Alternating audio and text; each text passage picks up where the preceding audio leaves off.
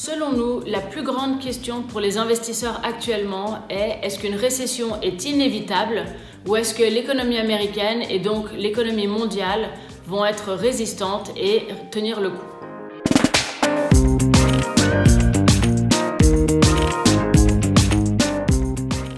Je pense que pour l'Europe, de toute façon, on regarde une récession.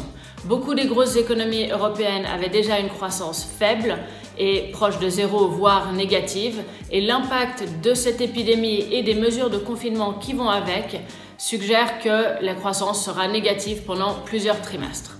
Ce n'est pas une très belle perspective pour 2020, mais nous pensons que beaucoup de soutien fiscal et monétaire va arriver et continuer à arriver de manière à ce que, au niveau global, la croissance sera correcte. On a déjà la Réserve fédérale qui a baissé ses taux à zéro et annoncé beaucoup de liquidités. La Banque du Japon et la Banque centrale européenne qui ont aussi annoncé beaucoup de liquidités, et la Banque d'Angleterre qui a baissé ses taux.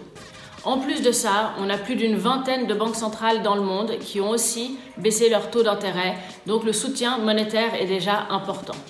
Ce qu'il faut aujourd'hui vraiment pour combattre cette épidémie, pour soutenir l'économie et pour rassurer les investisseurs, c'est un énorme soutien fiscal. Pour le moment, on a beaucoup de promesses, mais pas tellement de mesures concrètes, et c'est ce dont les investisseurs ont besoin. Au niveau croissance, ce qui va vraiment compter, c'est combien de temps cette épidémie va durer.